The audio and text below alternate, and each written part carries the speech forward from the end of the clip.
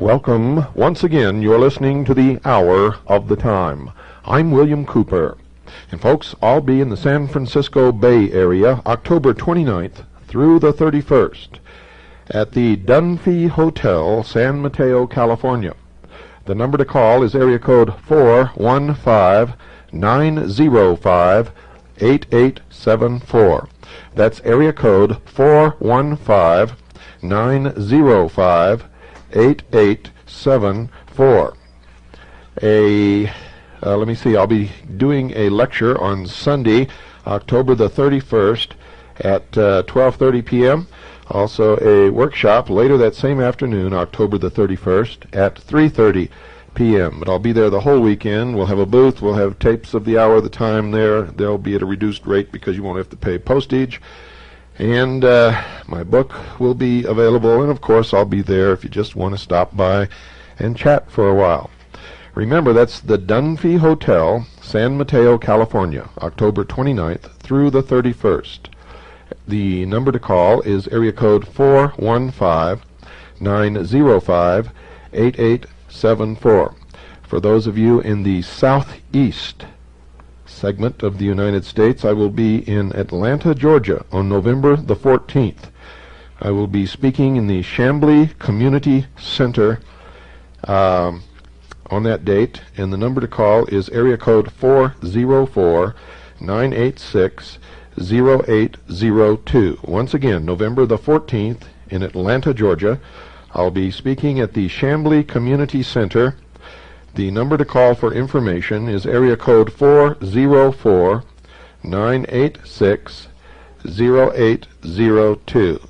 Now, both of these events in San Mateo and in Atlanta, Georgia cost some money. I don't know exactly how much because I'm an invited speaker. You need to call those numbers and talk to them. But as usual, when I get there, I will arrange for a lower rate for CAGI members. Make sure you bring your welcoming letter, anything signed by me, or your press credentials, and that will be good for your discount. If you have any problems, come and see me personally. I'll verify that you're a CAGI member and make sure that you get your discount. Well, folks, tonight is going to be illuminating. I can tell you that for sure. Let me tell you first, right off the bat, before we get into the subject of tonight's broadcast, that the Media Corporation, well, first let me give you what happened on the stock exchange since we've been talking about this. All the stock for all the media corporations that we've discussed, including the Inquirer Star Group, has gone up. So it shows that somebody may be doing a little anticipatory buying out there, or it could just be an accident. The stock that we're going to purchase closed today on the New York Stock Exchange at $51 5/8 per share. That's $51 5/8 per share. The name of the corporation is the Gannett Company Incorporated. Seek out the lowest commissioned broker in your area, ladies and gentlemen. Buy as much stock in that company as you possibly can. The New York Stock Exchange symbol is GCI. GCI. Again, it's Gannett Company Incorporated. You want to make sure to tell your broker that you want to purchase only voting shares. Only voting shares. Do not buy stock unless the stock is voting shares. Make sure that you understand that perfectly. As soon as you've purchased your stock, Make Xerox copies of your stock certificates. Make sure your broker knows to issue the certificates in your name. That way you know that you own the stock, you have the shares in your possession. Make Xerox copies of the shares, send them to us with a stamped, self-addressed number 10 envelope. We will send you back a proxy statement, which you will need to fill out, have notarized, and send back to us, giving us the proxy vote for your shares of stock. So, folks, you can get started on that tomorrow morning. We will be keeping you updated. We'll tell you if stock starts going up too precipitous, we'll tell you to hold off and until it comes back down. But this is not going to take a week or two. It's going to take us some time to do it. You need to motivate your neighbors, your friends. You need to get them involved. You have to make them understand what we're doing. And tell them if they're going to get in here and play games with us, in other words, if they're not going to go along with our scheme here to change this corporation around, then don't play at all, because we don't need 6 or 8 or 10 bunch of patriots in here buying shares and giving their proxies to 6 or 8 different people. If they do that, all we're doing, folks, is masturbating, and it's absolutely non-productive. Maybe a lot of fun. Everybody can say, oh, I'm really participating, but it's not going to amount to anything, ladies and gentlemen. So make sure you understand that. Either participate and go along with what we intend to do so that we'll have the power of a large block of voting stock owned by citizens of this country who are sick and tired of what the news media has been doing to us, and can turn this corporation around and make it work in our best interest, or get the hell out of town and don't interfere with what we're doing. Please. Okay, folks, make sure that you're in a chair, you're comfortable, you got your mind open, you got a pad of paper and a pencil by your side, because we're going to spread some light in some dark corners. Visitors to New York City who venture in to the large building known as the United Nations are amazed to find that there is a meditation room. The meditation room, ladies and gentlemen, is 30 feet long, 18 feet wide at the entrance, which faces north-northeast, and 9 feet wide at the other end. It is, therefore, wedge-shaped. Its only entrance is through 2 tinted glass-paned doors, outside of which stands a United Nations guard.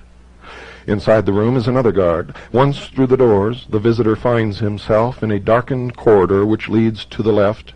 The sharp transition from a world of light to one of extreme darkness forces a feeling of abrupt withdrawal from the outside world upon the senses of the visitor, who walks along the corridor, reaches the inner arched entrance, turns right, and then looks into the room. The room is very dimly lit. The only source of light at first glance is that which is reflected squarely from the gleaming upper surface of the brooding, somber altar in the center of the room.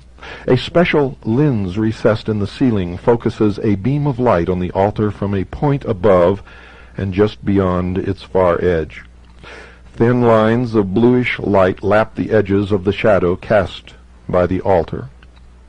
The acoustical properties of the room are unique. The edges of padding material behind the paneling on the walls can be detected at the ceiling level. This absorbs sound, as does the Swedish woven blue rug which covers the floor of the corridor and the back of the room. The room is as quiet as an underground tomb.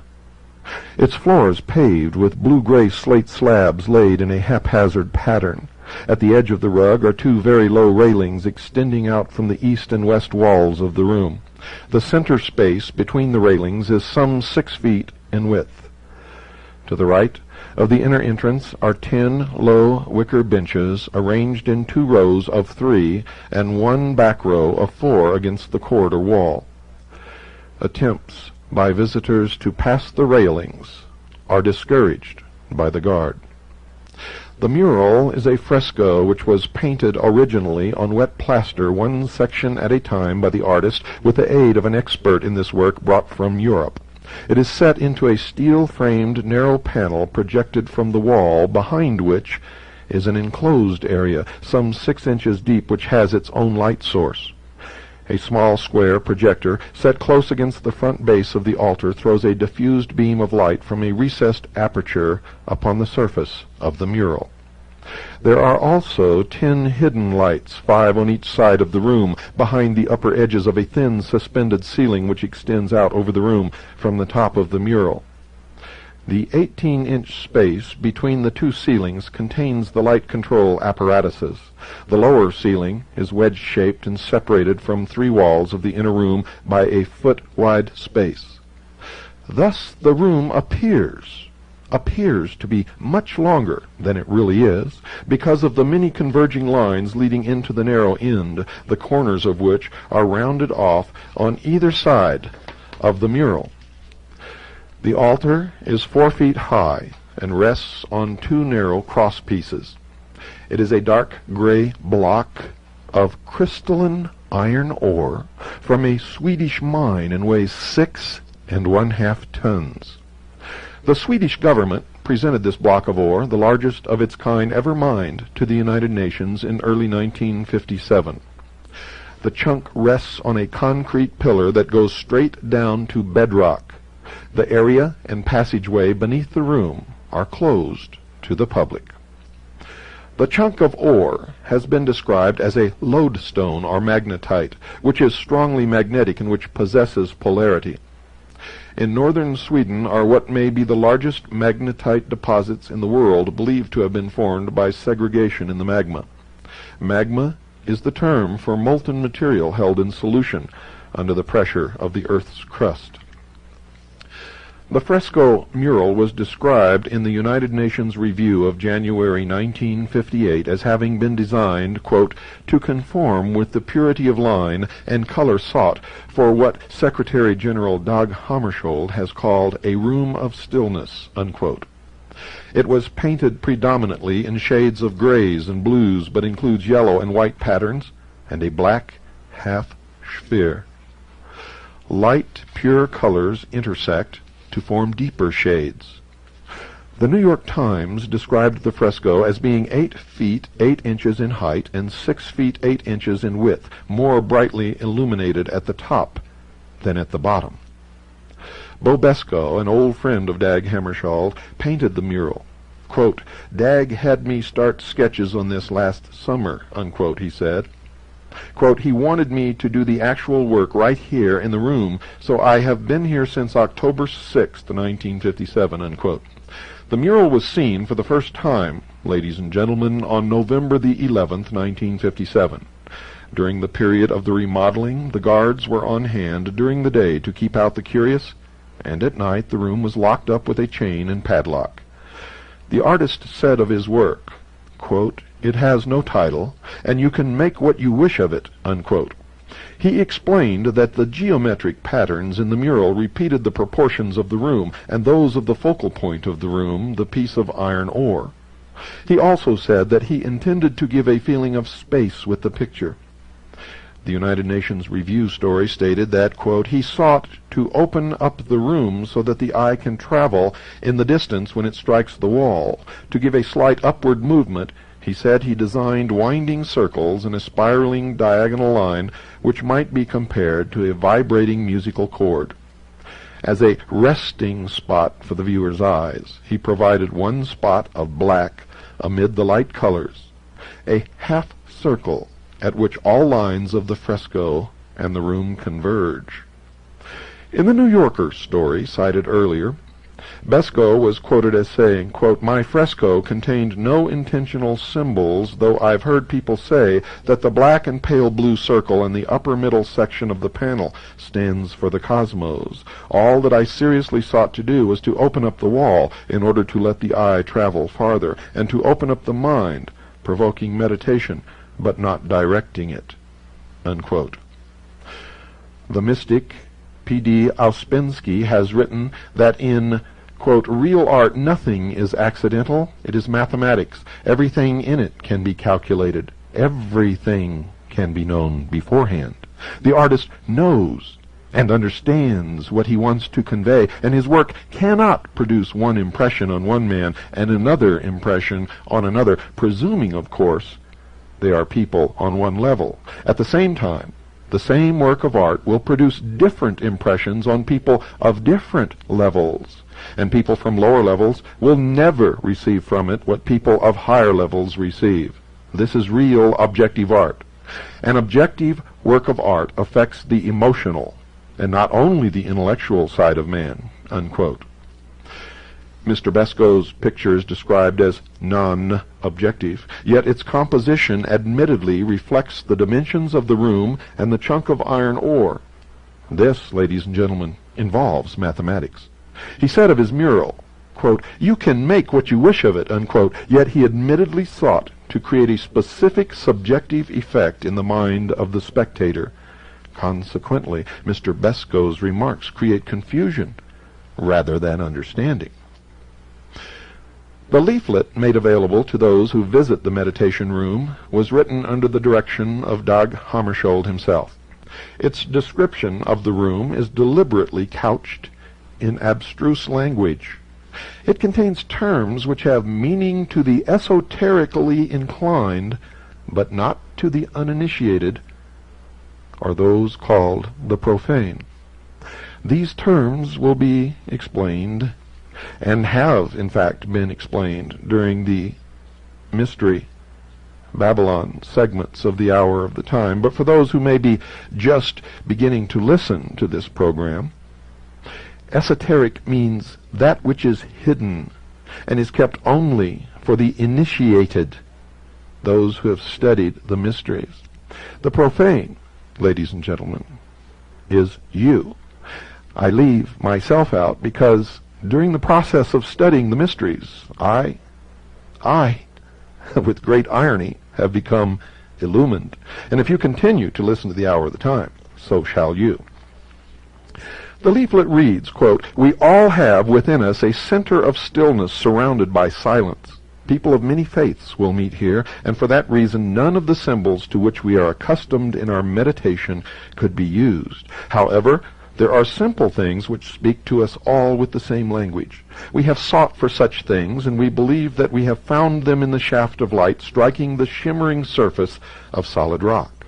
So in the middle of the room, we see a symbol of how daily the light of the skies gives life to the earth on which we stand, a symbol to many of us of how the light of the Spirit gives life to matter. But the stone in the middle of the room has more to tell us. We may see it as an altar, empty not because there is no God, not because it is an altar to an unknown God, but because it is dedicated to the God whom man worships under many names and in many forms. The stone in the middle of the room reminds us also of the firm and permanent in a world of movement and change. The block of iron ore has the weight and solidity of the everlasting. It is a reminder of that cornerstone of endurance and faith on which all human endeavor must be based. The material of the stone leads our thoughts to the necessity for choice between destruction and peace. Of iron man has forged his swords, of iron he has also made his plowshares. The shaft of light strikes the stone in a room of utter simplicity. When our eyes travel from these symbols to the front wall, they meet a simple pattern, opening up the room to the harmony, freedom, and balance of space. There is an ancient Chinese saying that the sense of a vessel is not in its shell, but in the void. So it is with this room. It is for those who come here to fill the void with what they find in their center of stillness, unquote. The World Goodwill Bulletin is published by Lucis Press Limited, owned by Lucis Trust, at 88 Edgware Road, Marble Arch, London, W2, England. The New York branch, the Lucis Publishing Company, 11 West 42nd Street, 32nd floor, issues materials on its Arcane School, 3-member triangles, and World Service Fund, and publishes the Beacon magazine. This company, ladies and gentlemen, was originally established as the Lucifer Publishing Company, but changed its name on November the 11th, 1924, to the less startling one it bears today. A third branch of the Lucis Trust is located at 1 Rue de Verembe 3E, Geneva, Switzerland. Alice A. Bailey, the now deceased high priestess of the occult arcane school, established and headed the trust and its self-identified Society of Illumined Minds. This powerful group has intimate connections with the United Nations. The World Goodwill Bulletin issued a special edition on the United Nations in July 1957, which contained an article entitled, quote, "Lodestone," unquote. We quote from its description of the meditation room. Quote, "The visitor will be totally unprepared for what he will see as he steps in the door for a moment of quiet. Because of the converging walls and the dim light, he will experience a peculiar spatial disorientation, and dimension and perspective will seem difficult to establish. In the center of the room, he will see illuminated by a single point of light from the ceiling, a rectangular mass. The ore piece is many millions of years old. One feels as though one is in a repository for some natural talisman of significant and noble importance, rather than in a chapel in the ordinary sense. Those who are wedded to seeking communion in traditional settings may be somewhat ill at ease here. This is a sudden break with prior experience. One is thrown violently upon his own resources. The room and the concept do not seem indicative of the supplications or the dualistic concept of the mystic in which illumination is sought as a boon granted by deity. Rather, seemingly inherent in the decoration of the room, in the pinpoint of light playing on the ore, is the concept of a personal concentration of forces, creating a focus that illumines the field of attention. The pinpoint of light, the void of space, the illuminated crystalline ore, one feels projected into a setting of cosmological symbolism rather than one of planetary or even solar intent. It is interesting to speculate on what the long-term influence of this new departure will be on current religious thinking. Ensconced here in the highest hall of man, it cannot be inconsiderable. Whatever interpretations one may attribute to the United Nations Meditation Room, it can be said with certainty that the words and the repercussions have only just begun, unquote. Folks, the new departure in religion referred to did not occur by chance. Tremendous pressure was brought to bear on Trygve and Dag Hammarskjöld to install such a room at the United Nations by such organizations as the World Council of Churches. Trygve announced on April 18, 1949, that such a room would be established. The Fifth General Assembly opened with 1 minute of silence as a religious observance. Shortly thereafter, a temporary meditation room was provided at Lake Success, New York. On February 9, 1951, a meditation room was opened for 1 day at the United Nations Secretariat building. Then on October 14, 1952, the opening day of the Seventh General Assembly, a permanent meditation room was made available to the public. Since then, each assembly has opened with 1 minute of silence. In 1955, the meditation room contained a 300-year-old, 800-pound, 37-inch wide upright section of an agba, or mahogany tree, from French Equatorial Africa. It was the idea of Wallace Harrison, director of the International Board of Architects, which planned the United Nations, co-architect and director of Rockefeller Center, and member of the board of directors of the Socialist New School of Social Research in New York City. See Who's Who in America for 1959 for reference. The room contained a philodendron plant on the altar to symbolize some unknown person killed in a war, an olive green rug, 25 russet-colored chairs, and a blue and white United Nations banner set in front of a ceiling-to-floor white drape. On February 16, 1953, a group known as the Friends of the Meditation Room, numbering 1,500 members, presented through its officers a set of guest books to the United Nations, wherein visitors to the room could inscribe their names, addresses, and religious affiliations. Since then, many, many millions have been estimated by the United Nations to have entered the room. Of these visitors, millions have signed these books, each containing 7,000 names. What purpose, ladies and gentlemen, is served by the accumulation of these thousands of names of individuals with their religious affiliations who visit the room and who by the act of signing their names indicate that they do not object to the existence of this pagan temple? The Friends are a product of the non-sectarian layman's movement for a Christian world, incorporated, the international headquarters of which is located at Wainwright House, Milton Point, Rye, New York. Warren R. Austin, a past permanent United States delegate to the United Nations, headed a Friends committee which presented $12,600 to Dag Hammarskjöld on April 24, 1957, as first payment on $25,000 needed to remodel and enlarge the room. The movement has issued United Nations Meditation Room identification cards to 300 men and women who go periodically to this room for prayer.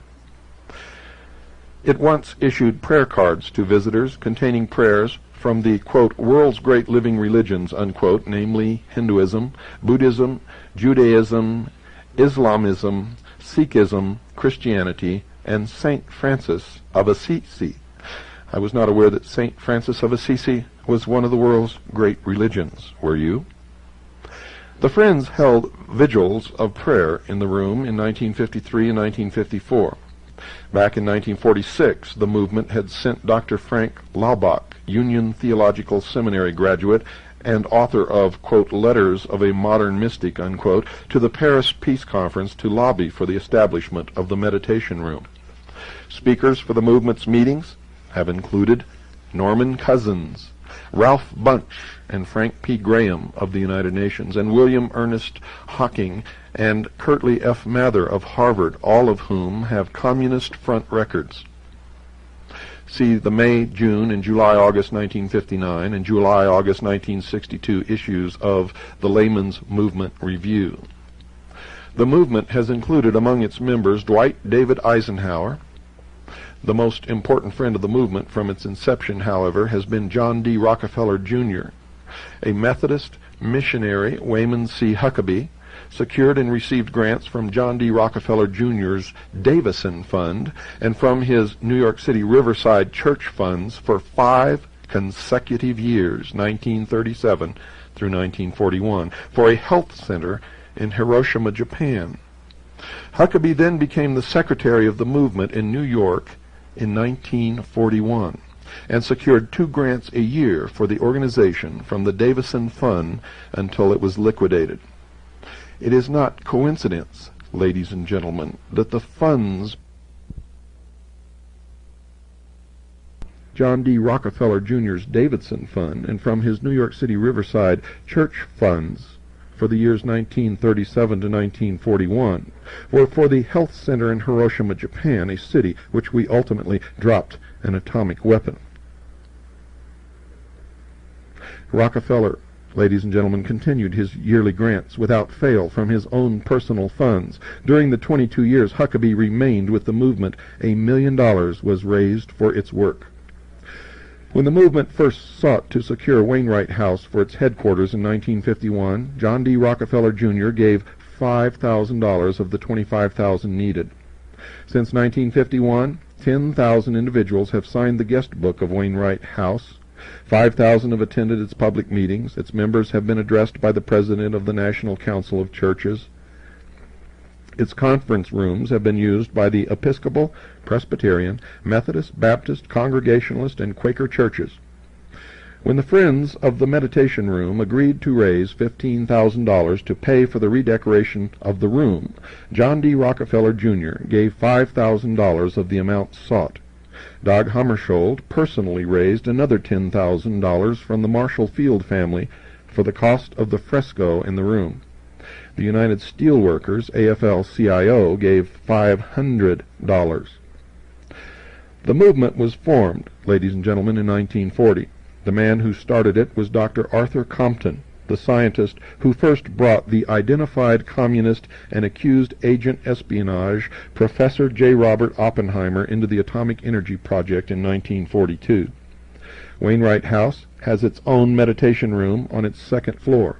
The room contains the Agba wood altar first used in the UN meditation room and the cherry wood chairs and drapes from that room presented to the Friends by the United Nations in 1957. The house also contains a large library centered around the Thomas Sugrue Memorial Library, a $1,600 collection of books on religion and occultism, where one may read up on spiritualism, Zen, Taoism, yoga, Judaism, etc. Every book in the library has a bookplate therein designed by the artist Fritz Eichenberg. His bookplate depicts the ancient cross in the shape of a T surrounded by a serpent symbolizing wisdom and healing and forming the letter S. The T and S, Thomas Sugrue's initials, are crowned by the lotus, Vedantic representation of all being. In the background lies the city of Jerusalem, over which shine two stars, the star of the east of Christianity and six-pointed star of Judaism. A flame spreads an arc of light above, proclaiming the continuity of life and the immortality of the soul. M. Oldfield Howey tells us in The Encircled Serpent that in the symbolism of Egypt the serpent is constantly represented as surmounting a cross. The brazen serpent was a palladium or talisman in the form of a serpent coiled around the mystic Tau or T. The serpent set up by Moses was originally the Egyptian sun god who is now known to his people as Jehovah." Unquote. Joseph von Hammer, in the History of the Assassins, explains the Tau as the figure of the phallus. Quote, "Among the Egyptians, the lotus was the symbol of Osiris and Isis. It was esteemed a sacred ornament by the priests. The six-pointed star is the great oriental talisman known as the Seal of Solomon. Its meaning, ladies and gentlemen, and the identity of Osiris and Isis has already been explained in past episodes of the Hour of the Time. It will also be explained on a later edition of the Hour of the Time when we discuss the Great Seal of the United States of America. The arc of light on the bookplate is the Ein Sof from the Kabbalistic writings, or mystical theosophy, which teach that it created the world by virtue of 10 emanations from the Infinite One. The emanations, or Sephiroth, are arranged into a form called the Tree of Life, which in turn is vertically composed of 3 pillars. C.W. King, in his Gnostics, states that the 2 outer pillars figure largely amongst all the secret societies of modern times. And naturally so, for these Illuminati have borrowed without understanding it the phraseology of the Kabbalists. Dag Hammarskjöld calls the altar a reminder of that, quote, cornerstone on which all human endeavor must be based, unquote. The meditation room faces north-northeast. To enter the room, one must proceed from darkness to light. From darkness to light. With these facts in mind, note the Kabbalistic symbolism of the following description of the cornerstone by an authority. Quote, "In its situation, it lies between the north, the place of darkness, and the east, the place of light.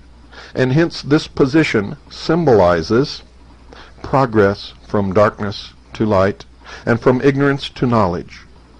The permanence and durability of the cornerstone is intended to remind us that long after our death we have within ourselves a sure foundation of eternal life, a cornerstone of immortality and emanation, which pervades all nature and which therefore must survive the tomb," unquote. On a higher level of esoteric knowledge, the metal altar or stone can be likened to the ancient stone of foundation, which according to the same authority cited above was supposed, quote, to have been placed at one time within the foundations of the Temple of Solomon, and afterwards, during the building of the second temple, transported to the Holy of Holies. It was in the form of a perfect cube, or as the Freemasons call it, ashlar, and had inscribed upon its upper face within a delta or triangle the sacred tetragrammaton or ineffable name of God. In a scurrilous book of the Middle Ages, The Life of Jesus, there was another account of the stone. Quote, at that time there was in the temple the ineffable name of God inscribed upon the stone of foundation, unquote. This scandalous book proceeded to state that our Savior, quote, cunningly obtained a knowledge of the tetragrammaton from the stone of foundation, and by its mystical influence was enabled to perform his miracles. There was a very general prevalence among the earliest nations of antiquity of the worship of stones as the representative of deity, and in England the Queen sits upon a throne under which is a stone. This happens in almost every ancient temple, and in every ancient temple there was a legend of a sacred or mystical stone. The mystical stone there has received the name of the, quote, stone of foundation, unquote. And the scribes who had come down from Jerusalem said, quote, he has Beelzebub, and by the prince of devils he casts out devils, unquote. Alfred Edward Waite, in his study of the Zohar, the Kabbalistic textbook of the 14th century, entitled The Secret Doctrine of Israel, wrote on page 62 of a, quote, mysterious stone called Shathia, unquote, which was cast by Jehovah into the abyss, so to form the basis of the world and give birth thereto. One might say otherwise, that it was like a cubical stone or altar, for its extremity was concealed in the depth, while its surface or summit rose above the chaos. It was the central point in the immensity of the world, the cornerstone, the tried stone, the sure foundation, but also that stone which the builders rejected, unquote. And where have we heard that before? Well, folks, nowhere else but in the teachings of Freemasonry. But what really, in the Christian meaning, is the cornerstone? Isaiah said, quote, therefore thus saith the Lord God, behold, I will lay a stone in the foundations of Sion, a tried stone, a cornerstone, a precious stone, founded in the foundation. He that believeth, let him not hasten, unquote. The cornerstone is Jesus Christ, quote, the stone which the builders rejected, unquote. One need go no further than the inner entrance of the meditation room to see concrete evidence of the godlessness of the United Nations. That word sticks in my throat, godlessness. The stone, the metal altar, in its stark setting in that room, is in itself a symbol of idolatry.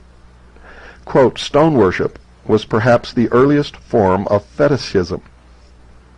Eusebius cites Porphyry as saying that the ancients represented the deity by a black stone, because his nature is obscure and inscrutable. The reader here will be reminded of the black stone, Hajar el-Aswad, placed in the southwest corner of the Kaaba at Mecca, which is worshipped by the ancient Arabians.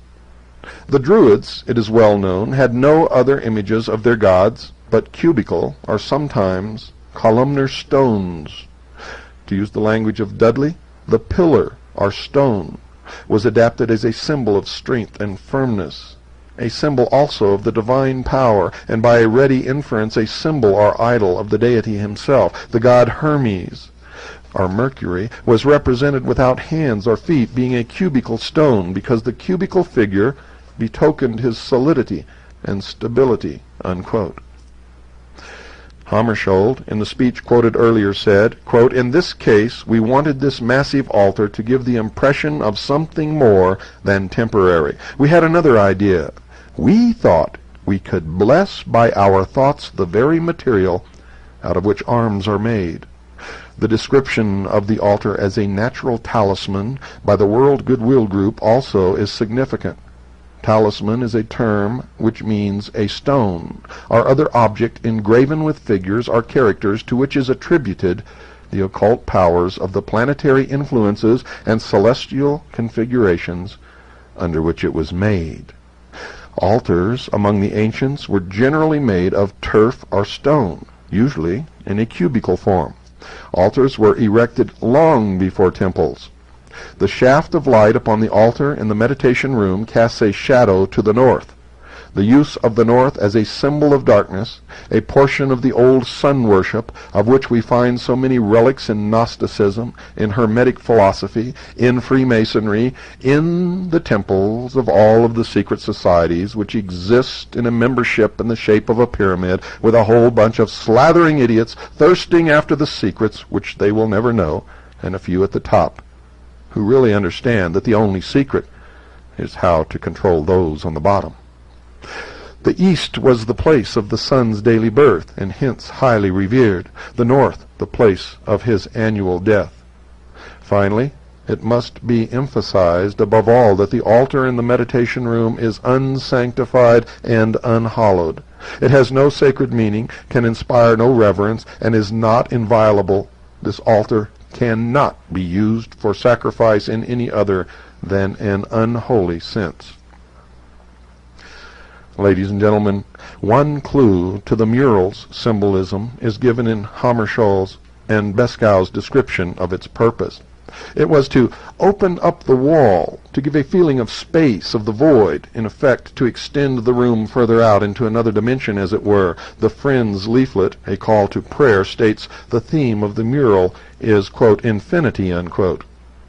Now let us look at this mural squarely from the viewpoint of the esoterically inclined, the occultist, the adept, the initiate. There is an asymmetrical arrangement of the entire mural into what is called a magic square, which is a square arranged in an equal number of cells, in this case 9, 3 rows up and 3 rows down. The game tic-tac-toe is based on this type of square. The talismanic magic square has a series of numbers in the cells, the enumeration of all of whose columns vertically, horizontally, and diagonally will give the same sum. The following 9 digits, so arranged as to add up to 15 in any direction, were regarded as sacred because 15 is the numerical value of the Hebrew word for God, Yah, spelled J-A-H, which is one of the forms of the Tetragrammaton. And in the rows, going across from left to right in each row, the first row, the numbers are 4, 9, and 2. In the second row, the numbers are 3, 5, and 7.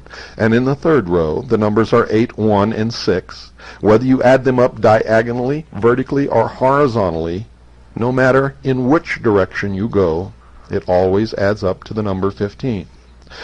The predominantly dark blue rectangle, which occupies most of the middle tier of the mural, the upper side of which passes through the exact middle of the small bisected sphere, represents the altar. The yellow rectangle, set at an angle into the lower and middle tiers so that one corner touches the bottom of the mural, is a second representation of the altar. They indicate, ladies and gentlemen, duality. Remember the yin and the yang, positive, negative, male, female, the androgynous God, the yellow figure, light, the sun, the blue figure, earth, the altar. Both rectangular figures are overlaid in part by other patterns in other colors. The all-important sphere in the left upper middle section symbolizes, among other things, the sun. Sun worship was the oldest and by far the most prevalent of all the ancient religions. The sphere is bisected and quartered, the phenomena of nature that made the deepest religious impression on archaic man were the outstretched heavens above him and the outspread earth beneath, both of which he naturally divided into 4 quarters. This fourfold heaven and earth he signified by a circle, or a square divided crossways. The circle, ladies and gentlemen, is met with in every form of sorcery. The circle in quadrants is called the magic circle. The objects in the meditation room are intended to be evocative in the religious sense. Of what? Well, the mural and altar are admittedly symbols. By symbolism, the simplest, the commonest objects are transformed or idealized and acquire a new, and so to say, an illimitable value. An expert on these subjects has written, quote, "Under occult dominion art, music and politics all tend to the same end. Confusion, a calculated and inducted confusion. Chaos, for minds that are confused will obey and bow to the hidden masters, and out of chaos comes order." And isn't that the motto of the 33rd degree of Freemasonry? Ordo ab chao. Quote, "The rule of the triangle and the ellipse, together with a crude geometry in modern art, is the rule in aesthetics. Standing before a meaningless cubist canvas at an art exhibition one day, a puzzled amateur asked, quote, 'But what does it mean?' Unquote, to which the painter replied, 'It's not a question of what it means, it's a question of what is its effect on the observer.' Consciously or unconsciously, the artist spoke the truth. Psychiatrists tell us that this school of insidious humbug is simply an elaboration of the policy of the interruption of ideas, leading to total incoherence and madness. Cubist art is an effort to produce certain psychic effects obtainable by optical illusion. Beauty has nothing to do with it. The Cubist school is not the realm of art at all. It belongs to that of medicine and psychic science. Those who forget that this devastating fad of the interrupted idea can be extended to music, literature, and every other phase of human effort do so at their own peril. For instance, listen closely to the beat of the rap musician. Quote, "A mind that is positive cannot be controlled. For the purpose of occult dominion, minds must therefore be rendered passive and negative in order that control can be conceived. Minds consciously working to a definite end are a power, and power can oppose power for good or for evil. The scheme for world dominion might be doomed by the recognition of this principle alone, but as it is unfortunately unrecognized, it remains unchallenged," unquote, until we decided to purchase a media corporation, and thus now, we have minds consciously working to a definite end, and we are now a power, a very great power. A striking feature of the mural is the white half crescent in its upper right quadrant. The inner curve of the crescent closest to the bisected black, pale blue, and yellow sphere is equidistant at all points from the exact center of the bisected figure. Therefore, ladies and gentlemen, if the curve of the crescent is continued full circle, the figure which results is a hidden point within a circle, the symbol which was adopted by the astronomers as their sign of the sun, and of course you know that the crescent is the sign of the moon, Isis and Osiris. In the ancient mysteries, the point in the circle denoted the principle of fecundity and has been carried down through the ages as a sign of various secret societies, including the Illuminati of Adam Weishaupt in 1776, and you will find the dot in a circle in the temples of Freemasonry. It is the symbol of the phallus.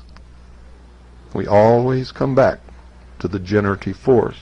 The female principle is also emphasized in the crescent moon or lunette figure of Isis. There are 72 geometrical figures and shadings in the mural. The 2 crescent shapes and the 4 long triangles, white, yellow, blue, and black, which are located in the 2 upper tiers of the mural, are each counted as one figure. The number 72 denoted from the earliest days the divine name of 72 words. 72 words. This number is derived from a permutation of the values assigned to the 4 letters of the Tetragrammaton, or JHVH, Jehovah, the ineffable, unpronounceable name of God. This name, in its multitude of forms, can be used to work miracles or magic, so say the Kabbalists. It was derived from Exodus chapter 14, verses 19, 20, and 21, which each consist of 72 letters. Now, if these three verses be written at length, one above another, the first from right to left, the second from left to right, and the third from right to left, or as the Greeks would say, boustrophedon, they will give 72 columns of 3 letters each. Then each column will be a word of 3 letters, and as there are 72 columns, there will be 72 words of 3 letters, each of which will be the 72 names of the deity alluded to in the text. And these are called the Shem Ham Pharesh. 72 is also the number of the quinaries, or sets of 5 degrees in the 360 degrees of the zodiac. The number of triangles in the mural are difficult to count. There are 22 isosceles, equilateral, scalene, right-angled triangles. There are also 22 numbered letters in the ancient Hebrew alphabet with values of 1 to 400. The triangle is an ancient emblem of the deity. It is also a sign of the female element. However, if the apex of the triangle is pointed down, it becomes the male element. Thus, inverted, it may also represent Lucifer, particularly if it is black in color. The sphere figure, or the spiral figure, intertwined with the mural-length diagonal line, symbolizes the caduceus of Hermes, or Mercury, which mythologically is represented as 2 serpents twined around the winged wand of Mercury. 9 arcs are formed by the intersections of the spiral line with the diagonal. The 9th Hebrew letter, Teth, with the value of 9, has the signification of serpent. The number of the beast of Revelation is 666, which Kabbalistically is 9, the number of generation. The twin serpents of the caduceus are negative and positive, representing polarity, and twine around the spinal column. They are the kundalini, or sex force. In the encircled serpent, the chapter on the caduceus contains references on page 72 to the ancient use of the symbol without wings as seen in the mural. The caduceus is also the symbol of peace, the propaganda term associated with the United Nations. The serpents are male and female, the sun god and the moon god, and are symbols of generation, or the phallus. Buddha was symbolized by the serpent, and in mythology is identical with Mercury. The center sphere and the outer circles around it form the all-seeing eye. This bisected sphere overlays an isosceles triangle bounded on one side by the diagonal line. According to Manly Palmer Hall in his occult treatise on the secret destiny of America, the all-seeing eye is that of the great architect of the universe, whenever it appears as a symbol of God. His explanation is that which is generally accepted. It is, however, erroneous. A full commentary on the meaning of this all-important symbol has already been dealt with in previous episodes of the Hour of the Time. The mural, if viewed from the top or the roof overhead of the meditation room,